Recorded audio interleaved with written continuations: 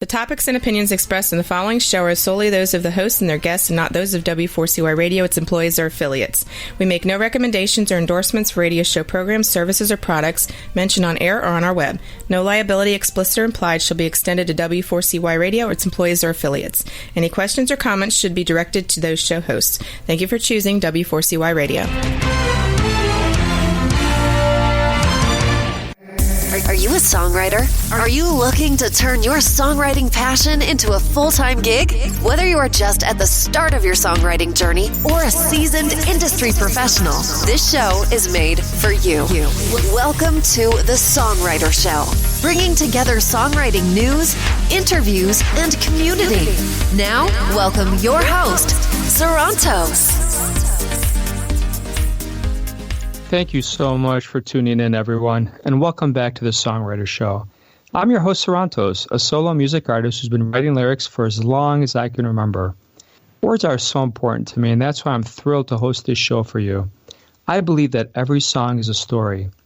The Songwriter Show is broadcast live on number one ranked W4CY Radio and has listeners in all 206 countries in the world and every state in America.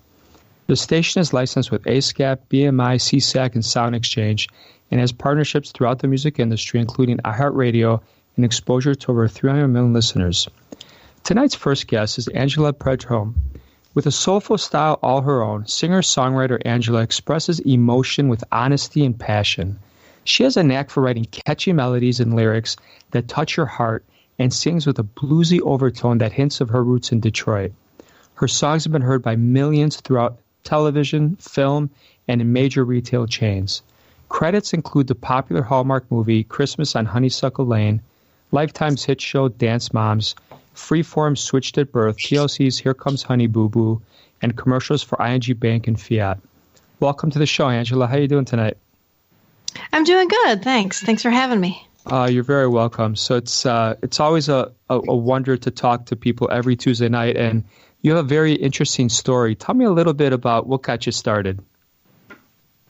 Well, I started playing the piano when I was a kid, and, I never dreamed that I would be singing in front of people, actually, when I started playing the piano.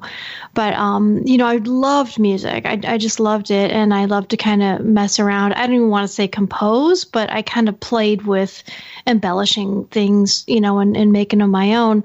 And then when I wasn't until like my late 20s that I even started singing at all. And then I took up acoustic guitar, and I took some classical voice lessons from different college professors over the years. And so I really learned to sing that way. And then, along the way, I learned a lot about songwriting, and I've, studied through different places and stuff. So is that a good answer? Yeah, absolutely. Okay. Well, just in speaking to you and listening to your summer stuff, it's definitely pretty obvious that you have a great voice. So, thanks. Tell us a little bit about why'd you get started on that so late? Well, you mean singing? Yeah. Oh, I was shy. I mean, I don't know. It's like everybody out there doesn't want to be a singer, So, I mean, it wasn't something that, like you say, I have a great voice. I mean, I didn't know that I had a decent singing voice because I didn't sing, I was shy, and I like to be on a stage in front of people was like horrifying to me. Even like piano performances, recitals and stuff were really nerve-wracking to me. But, I overcame that, and, I got a lot of positive feedback with the singing. So then it took me a long time to get brave enough to do it, really. Do you regret starting so late? No, I don't, because I found that music can affect people's personalities. It's like the people whose identity is formed by that when they're, in high school and younger, I think it affects who they are, and they don't see themselves as a regular person. They see themselves as sort of I don't know, maybe like a star in their hometown or something. But so I had the privilege of really living a lot of my adult life at first as a very regular person, which is great, because I don't, I have a good understanding of it from both sides. Yeah. No, I had kids. I mean, I got married, I had kids. I mean, before I started singing and really doing this professionally, I didn't start doing this professionally till my kids were like, elementary school. So I could have a normal life, which is nice. Like now I'm touring and things like that. And my kids are older and, I'm glad that I could have a normal life and then stay put. And, I wasn't like the singing mom when they were in preschool and stuff. I was just, a regular mom. And, that's nice. Yeah. And you got to enjoy your kids a little bit too. Yeah, exactly.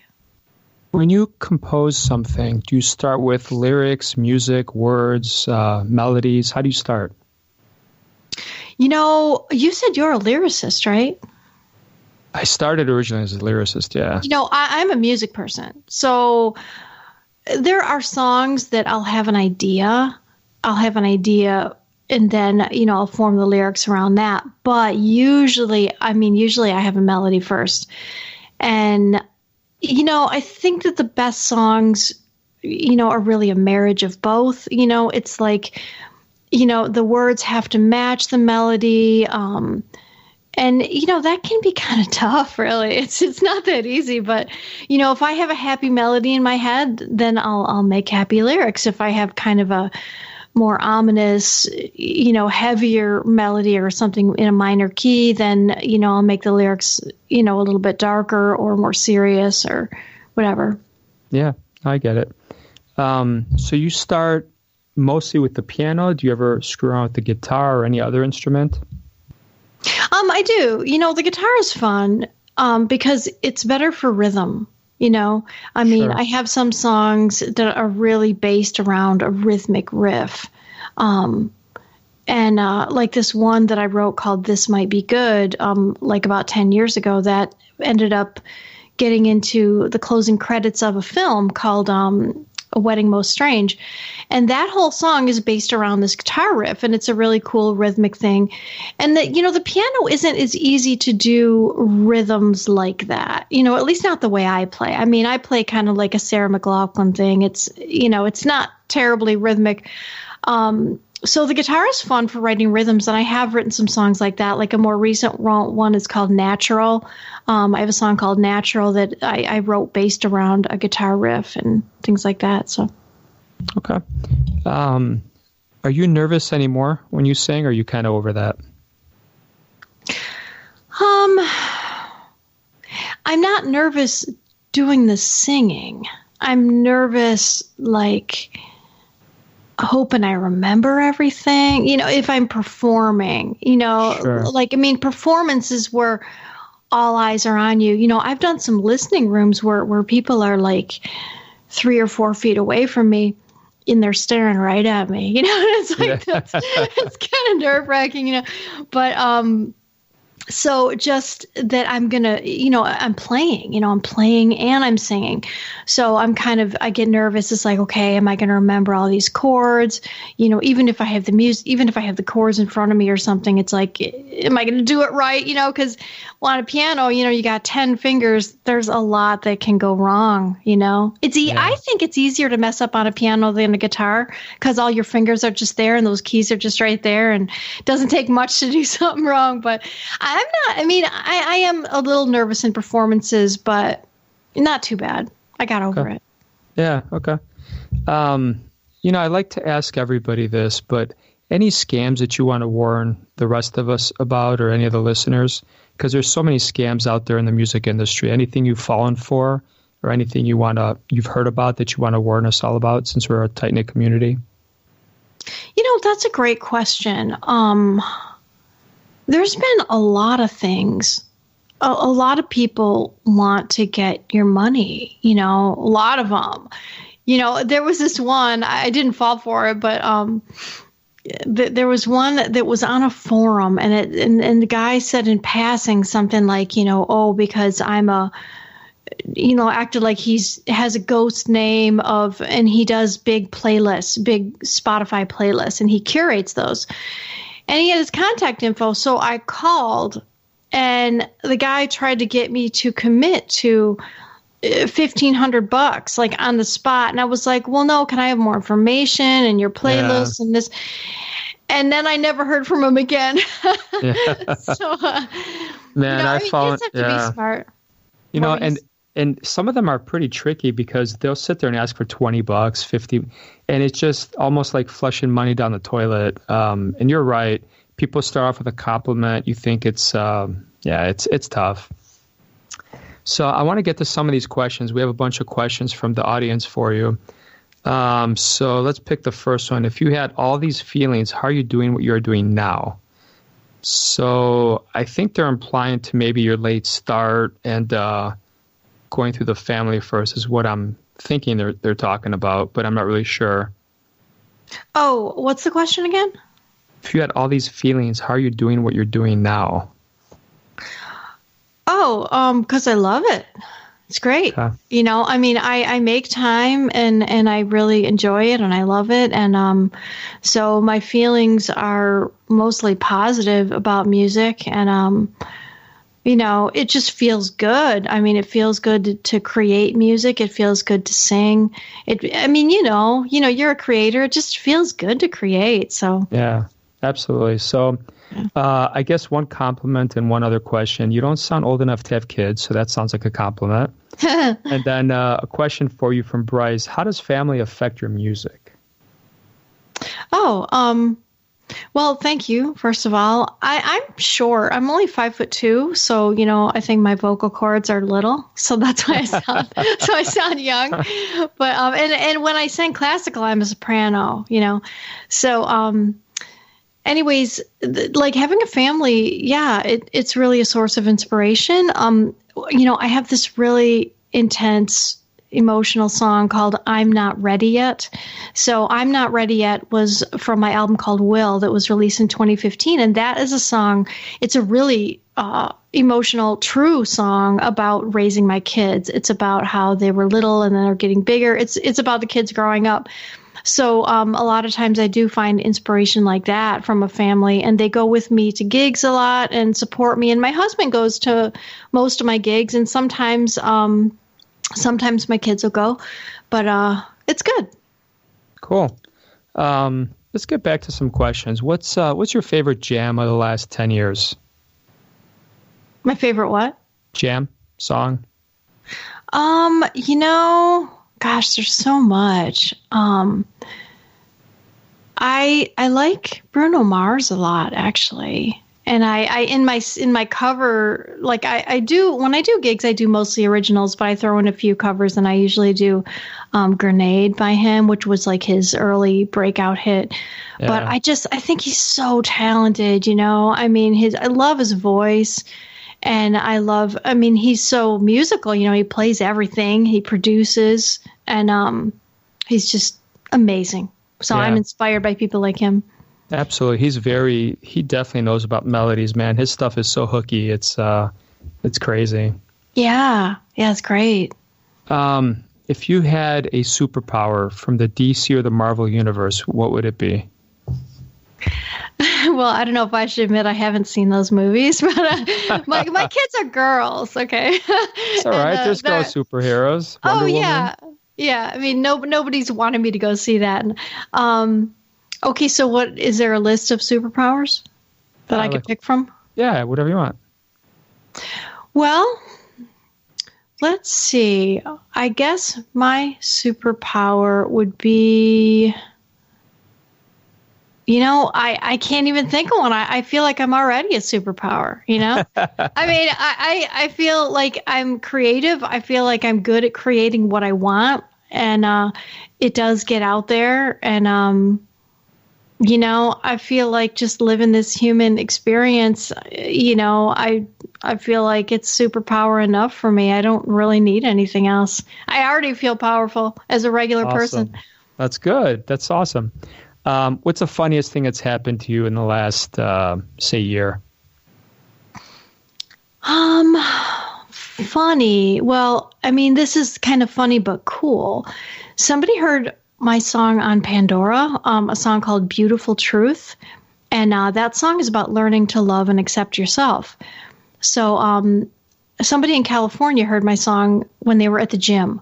And they sent it to all their friends, and they totally loved it. And some of their friends were kind of wealthy. So they flew me out there. They flew, I live in the Detroit area. So they flew me out to California for a private concert for this guy's birthday party. And I was a surprise. That's awesome. Wow. Yeah. It was really fantastic. I mean, it was a great experience. And, my husband went with me, and, because it's kind of weird, somebody contacting you on the internet and saying they want to send you somewhere, so I don't know if I would have done it alone, but it was great. It was a really cool, great experience. So I went to Ojai, California, and it's a beautiful, beautiful place. That's awesome, because when you were talking earlier about the intimate settings, you get nervous. I was going to actually ask you if you've done house concerts or anything really small like that. So it's cool that you had the opportunity to do that. Yeah, I have. I mean, some of the venues I've done are more like coffee shops, and then that was in a small venue. It wasn't in a house, but it was in a little small venue in the town that was like a theater. But it was like an old house turned into a theater, so it was pretty intimate. Cool. Tell us about your website. Where can our fans buy your music? Oh, great. Well, to buy it, they can buy it from Amazon or iTunes. And the spelling, my name is Angela, Angela, and then it's Predhomme is P as in Paul, Redhomme. And they can find my music everywhere. It's on Apple and Deezer and Spotify and pretty much everything you can think of. So. Okay. Now tell us about this song we're going to hear in a couple minutes here. What was the inspiration behind it? What do you want us to take from it? Well, it would help if I knew which song you were going to play. Oh, we're going to play Time for a Change. Sorry, I thought okay, that's okay. Yeah, I couldn't remember like how many I sent you or which ones. That's all right. Yeah, Time for a Change. Oh, okay. So Time for a Change is it's kind of a call for unity and togetherness because, the country is so divided and polarized and just, even before this political thing, there's always people like against each other and stuff. And so it's a song about empathy. It's, having empathy for other people. But it was actually originally inspired by the Flint water crisis. For people that don't know about that, for people that are in different countries.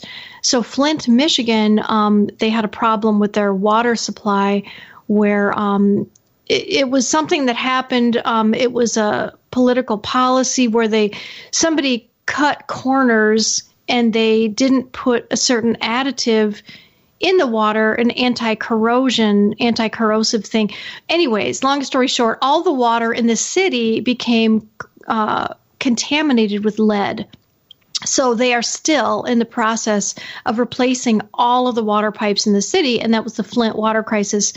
And it was really sad. Everybody had to have bottled water, and they were bathing babies, and everything had to be done with bottled water in this entire city. And it's not a small city, so. Absolutely not. Okay.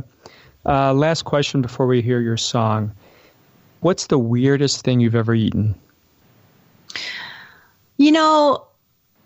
I don't really have a great answer for that because I'm like super picky about what I eat. So if it's really weird, I probably won't eat it, So, but people have tried to get me to eat weird things. So like I've also been an ESL teacher, English as a second language, and I was teaching at Michigan State University, and one of my students gave me as a gift this little package, and it was a duck tongue. It was a tongue of duck. And I could lie for your story and tell you I ate it, but I didn't eat that. Yeah. All right, Angela. On that note, we're going to hear your song. Thank you so much for being on the show, and I wish you nothing but the best. Oh, you too. Thank you, Sorrentos. No problem. Good. All right, here we go. Time for a change. Okay. Take a listen.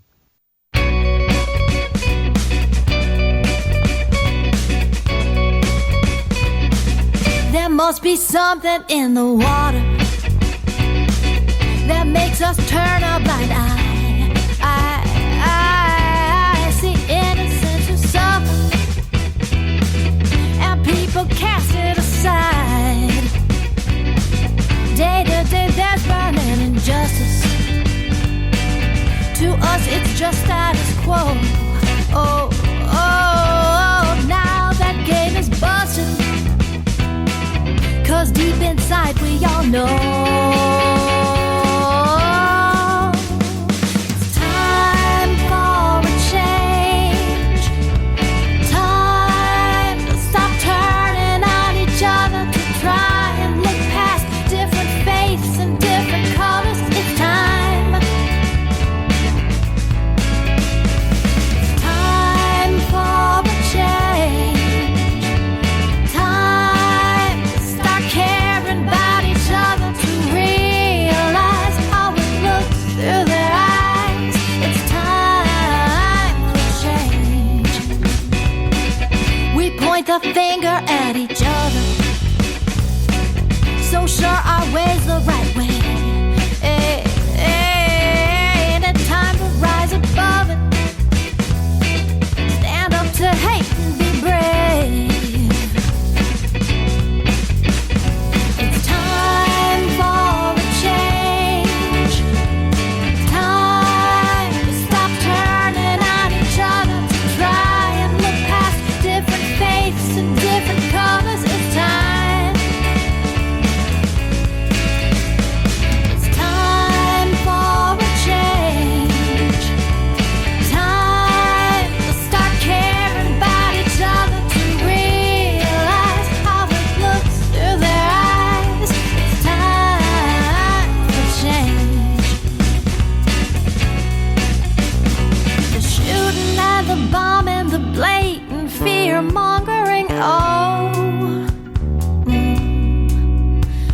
Disregard of poverty, win or lose mentality.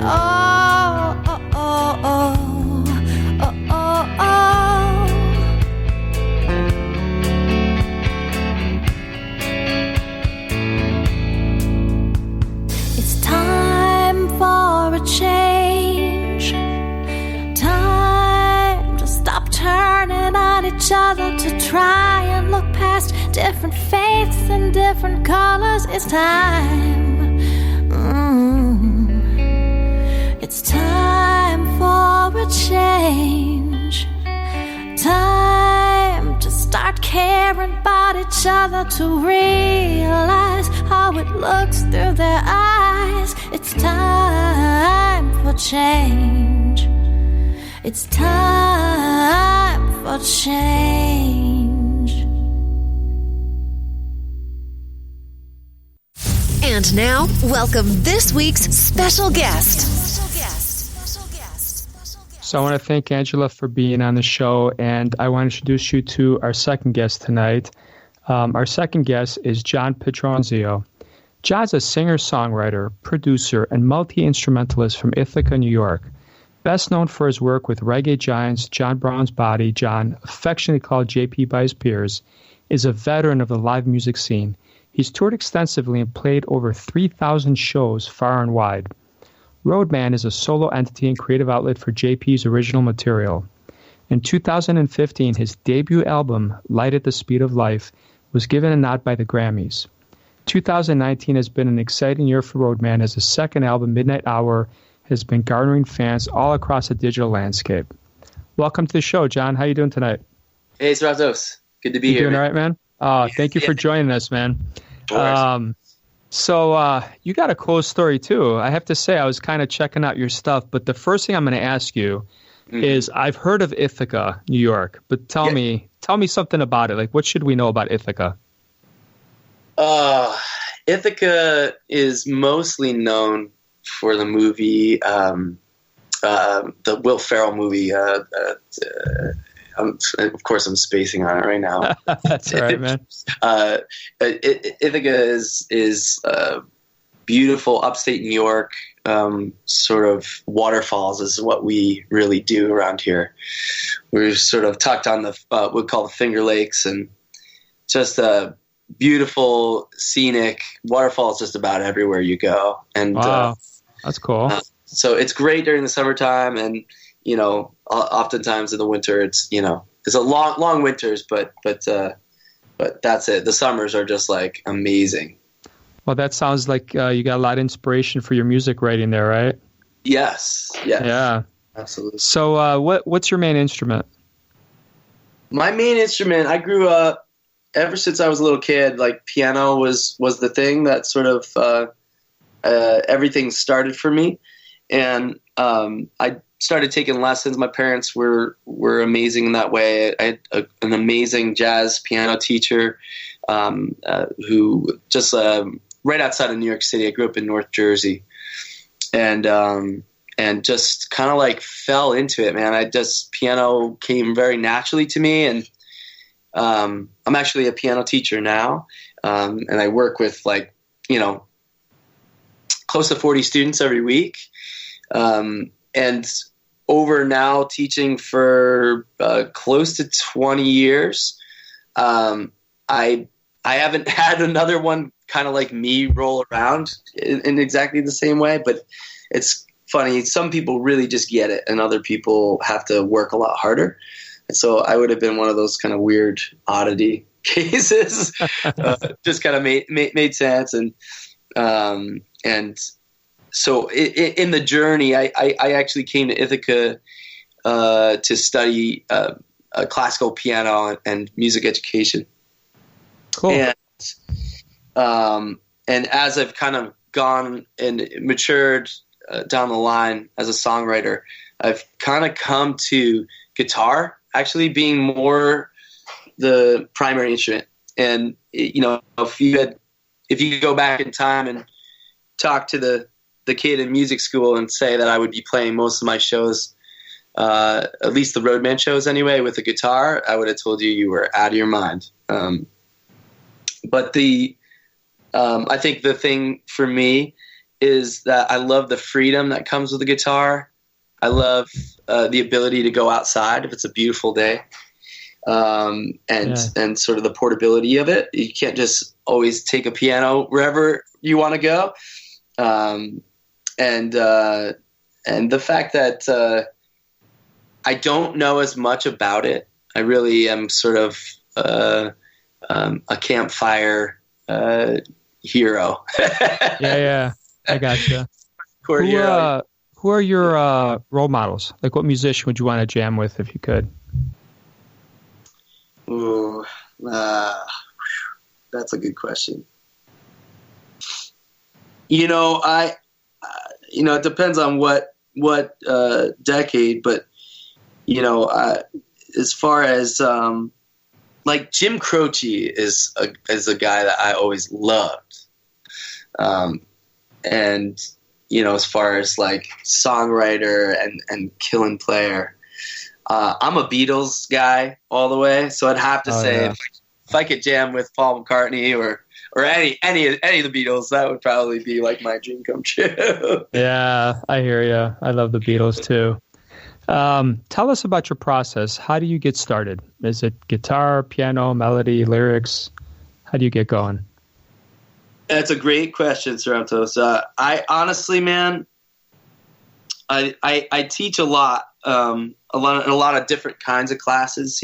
Not just piano, but songwriting and composition, arrangement, and how to write songs.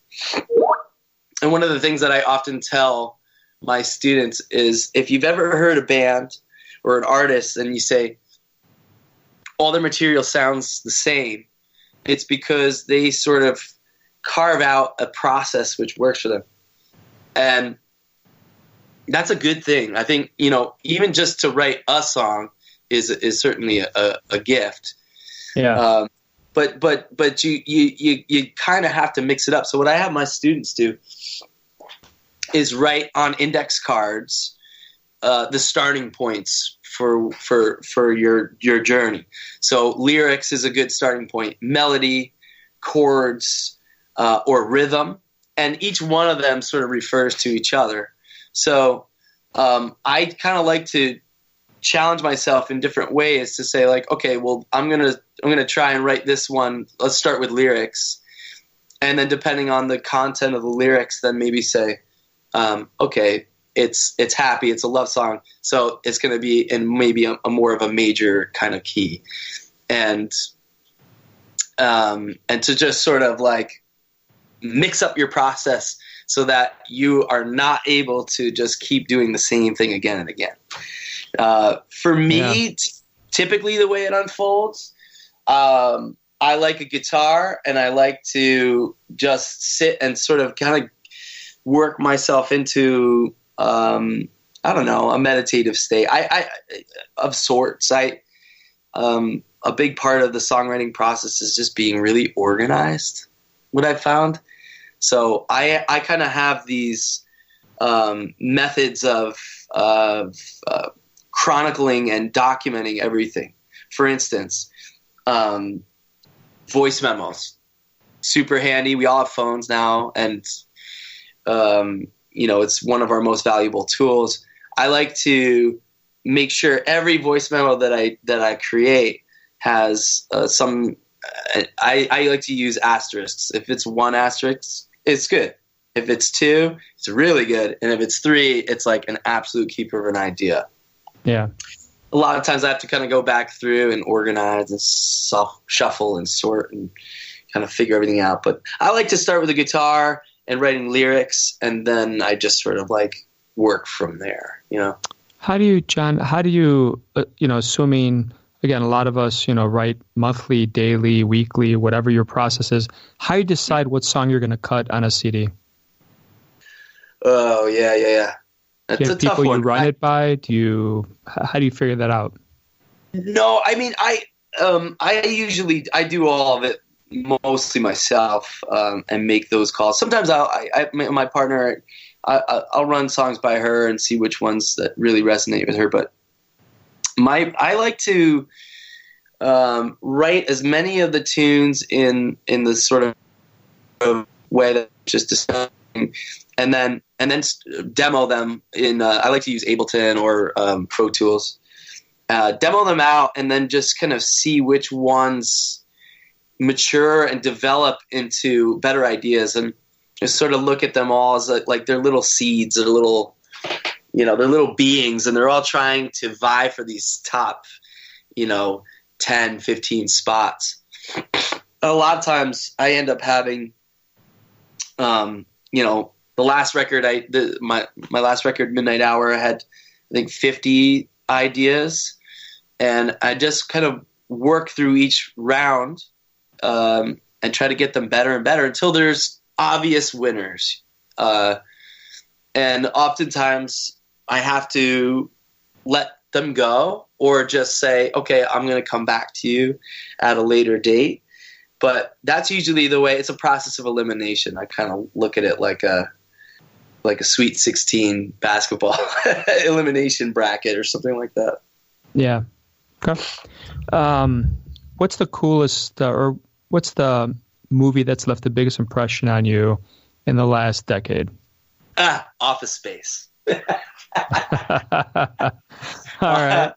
Office Space. I mean, I could probably come up with a bunch of different options, but I don't know. That's the one that jumps to my mind. In listening to your interview before, I was thinking, man, Toronto says, yes, good questions. I'm gonna have to be ready. Yeah, I don't know. Man. Office Space, is like witty, dry humor. Every line in that movie is perfect. Yeah, you really get down to it. It's like a cult classic. If you know it, then you know every line. It's the best. All right, so I got another cool question for you that you're gonna love. Okay, who would win a fight between Superman and Batman? This is gonna tell us what you're really made out of here.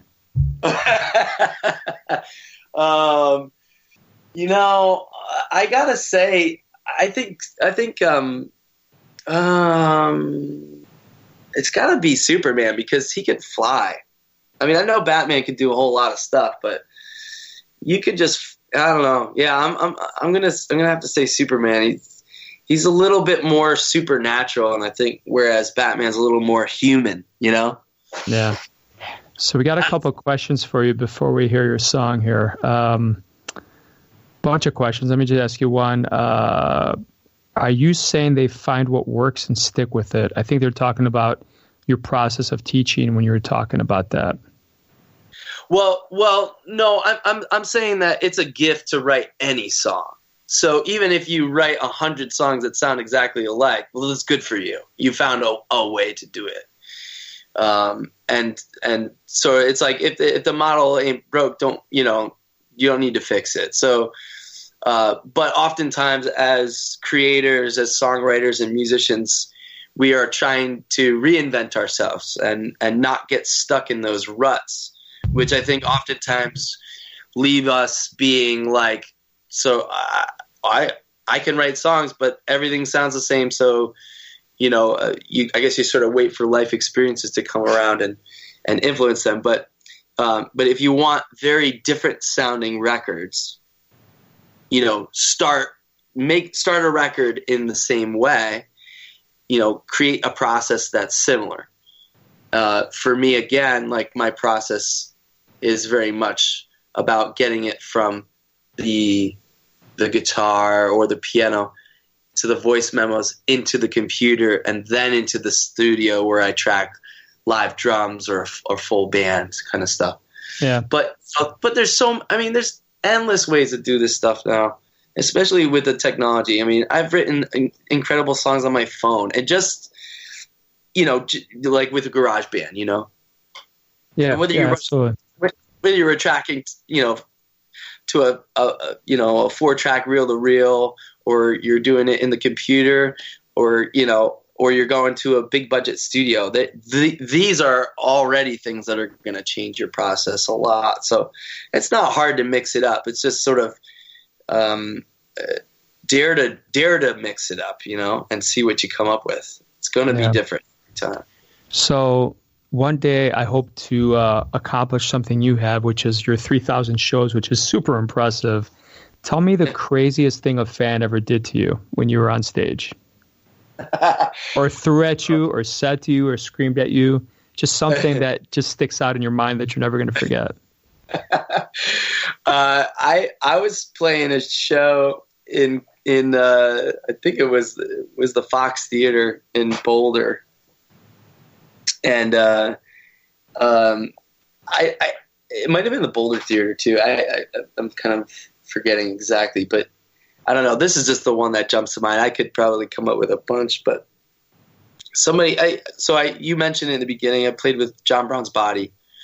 It's a reggae band, a very different kind of reggae band. It's not like anything else you've ever heard. Definitely for your listeners, check that band out. Elliot Martin is one of the most prolific songwriters and performers that I've ever known, and it was an honor to work with him. John Brown's Body is that band. And somebody just dumped a whole bag of weed off the top, like sort of the balcony, and it just and I'm thinking it's just all over the keyboards and stuff. When I played with that band, it was primary keyboardist and backup vocalist, but just sort of, you just never know what's going to happen, it's sort of the cliche thing about being in a reggae band, but it's true. People throw weed at us all the time. What, John, tell us, before we hear your song, tell us your website. Where can people stream you, buy your music? Where can they find you? Yeah. Okay. So, at Roadman Music is just definitely the best way to find me. Be it on Facebook or Twitter. Roadman Music. Twitter is usually how I interact with my fans. So if people want to find me on there, I'm super responsive and I'm talking to my fans every day there. And same thing. YouTube is at Roadman Music. Instagram, all the same. So if you do a Google search for Roadman Ithaca or Roadman Jon Petronzio, you'll find it. My website is roadman.us. And that is also a great way to sort of find all the other stuff that you're looking for. Great. Can you give us like a 20-second blurb on Midnight Hour before we listen to it? We don't got much time here, but just something you want us to know about it. Totally. This is the title track on the new record. It's a sort of a song about different people who are struggling. First verse is about someone who's struggling with addiction. Second verse is about someone who's being bullied. And the third verse is about someone who is has a cancer diagnosis. And the sort of all-encompassing chorus is saying that I'll be there when you need me. Anytime you can call me in the midnight hour. And so that's a song for both my friends and family. But I mean, I like to think that I'm there for everybody who might listen and need some help. I'm an empathic person, so I'm there for you guys, and I hope everybody enjoys the tune. It means a lot to me that awesome playing it. All right, man, John. It was an absolute pleasure, and I can't wait to hear your song right now, man. All right, Sorrentos. Thanks, brother. All right, have a great night, man. All right, we're going to listen to John's track right now. Take a listen, everyone.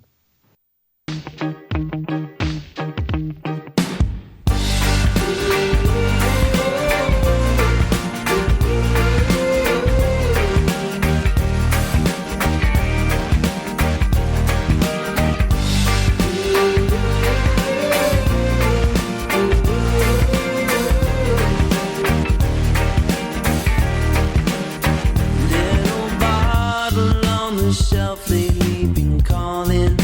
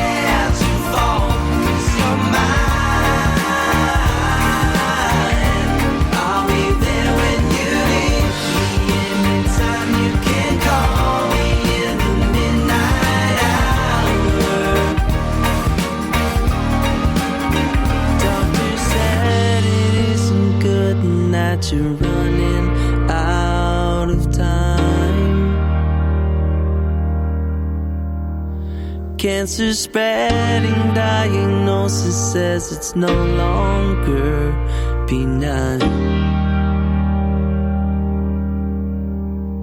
Getting down upon your knees, you're hoping, praying for a sign, asking for a little miracle, not ready yet to die.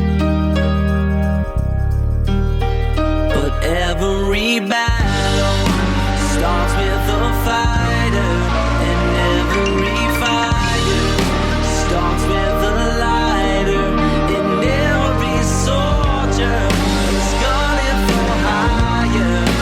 Come with a quickness, rescue you when it's dire. I'll be there when you need me, anytime you can call me in the midnight hour. I'll be there when you need me, anytime you can call me in the midnight hour. When your back is against that wall, I won't let you fall, 'cause you're mine. I'll be there when you need me, anytime you can call me in the midnight hour. Well, I don't know about you, but I thought this was a really fun show, and I think both guests were awesome tonight. So thank you so much for tuning in this Tuesday night, and I want to really thank you for spending time with us, and I hope you had as much fun as we did. If anyone out there wants to be on the Songwriter Show, I invite you to submit an interview request form or just email me. I hope your own unique story gets heard around the world. My name is Sarantos, and please join me every Tuesday night to hear other amazing artists share their fascinating behind-the-scenes stories right here at the Songwriter Show. And in the last few minutes we have here, I'm going to play a song of mine called Pause that I released about 2 years ago. And it's a pretty simple song. It's kind of an EDM, fun, danceable summer song. And the premise is very simple. Whenever we hear a song we love, what do we want to do? We want to hit the repeat button and play it over and over and over again. So, you know, first there were 8-tracks, vinyl, cassette tapes, CDs, and then the iPod and iPhones and digital revolution. But again, it doesn't matter what modality you're using. The rewind, pause, and play button are always there. So I thought it'd be cool to write a dance song about wanting to play your favorite song repeatedly, because I think there's nothing more fun than the first time you hear a song, you fall in love with it on the radio, and then you just want to replay it over and over and over again. So I hope you have a great night, and I hope you enjoy the show and the song. Thank you. Are you ready to get down? It's party time. Are you ready to get down? It's party time. Son, come down, no regrets. There's a party brewing I hear, a song I can't forget. It gets me jumping, hope this party never stops. Don't play another tune, song's freaking hot. Let's dance. Let's get grooving. Let's get moving. Let's get bouncing. Let's get down. Let's get toasty. Wait a minute, song's explosive. Let's relive it. Let's get toasted. Can't you hear? Beats reloaded. It's super fierce. Pause, rewind. Hit pause, then play. Rewind, now play and pause. Pause, rewind, play and pause. Go back a bit. Now pause, then play again.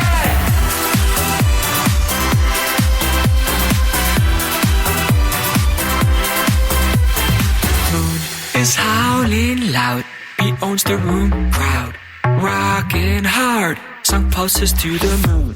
Texting, twerking, let's do limber. Playing, kinky all around. Let's get grooving. Let's get moving. Let's get bouncing. Let's get down. Let's get toasty. Wait a minute.